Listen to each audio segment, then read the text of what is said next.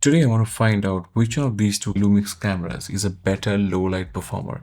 I've set these cameras, the S1II and S1II E, at their respective second base ISO, which for the S1II is 5000, ISO 5000, and for the S1II E it's 4000. I've attached 50mm lenses on both these cameras with ND filters on. So essentially, I've just ensured that the highlight is taken care of. They're just below the clipping point on the waveform on both of these cameras. Same shutter speed, same aperture. I've just adjusted the ND filter to see whether to see that the highlights are not clipped. Now this scene is also being recorded on a secret third camera, which will be revealed towards the later part of the video. Now, what I'm going to look out for is how they treat the shadow areas, right? At the same time, I will be able to sort of hold this tennis ball up. And in my last test, the Sony A7 IV did have a lot of blown out areas on the top of this ball, and it looked patchy. The roll-off was not nice. At this point, you can also probably check whether the autofocus is nice or not.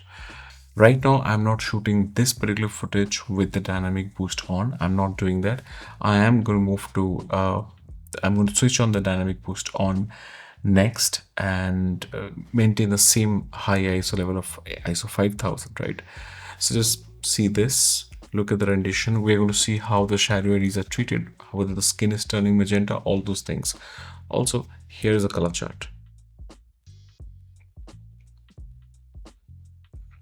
All right, so I think we have a pretty decent comparison point for these two cameras and also for the secret third camera. So subscribe to the channel to know more about the third camera. By the way, I'm shooting this on 4K 10-bit 422 with all eye.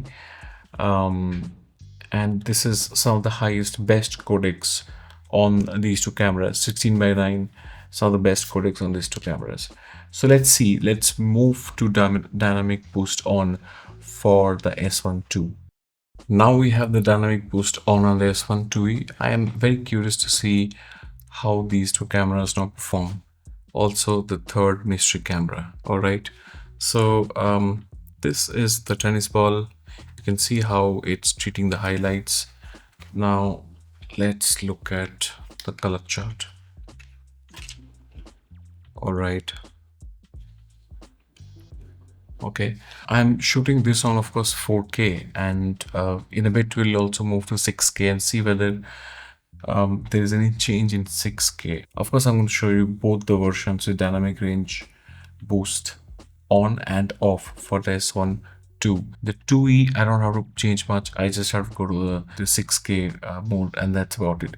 The reason I want to check the 6K situation is because in my experience, I've seen that when you're shooting a slightly higher resolution file, in post I've seen it seems to give you a little bit more in terms of color depth, especially the file looks overall much richer, not from a detail perspective only, but also from dynamic range and color perspective as well.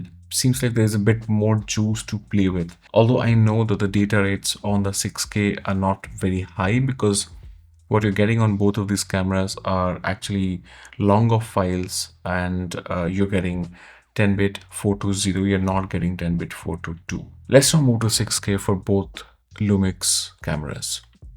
So this is 6K 10-bit 420, and for the S1II, I do not have the dynamic range boost on.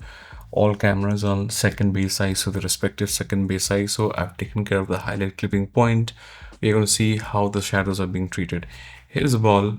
There's going to be a hotspot here, and let's see how this is being treated by these files. And this is the color chart. All right, so this is going to give us a decent comparison point for these two Lumix cameras. Now let's look at the same file, but just with the dynamic range boost on for the S1II.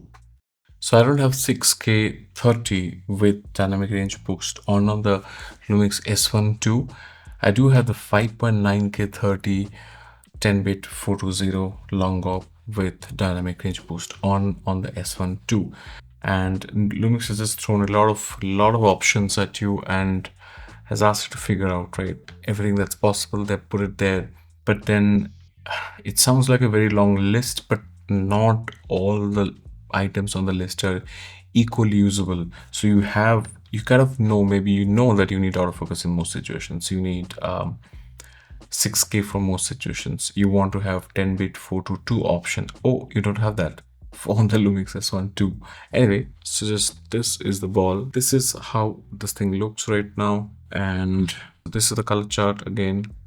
I don't know whether I'm going to just get into the detail of, comparing colors in detail, but I think I'm definitely going to look at the skin color, look at how the scene looks, whether the shadow areas in that area is being treated well or not. Those are things I'm going to look at. I'm not going to bother probably not too much with the cards and with the color chart and see how the color chart looks.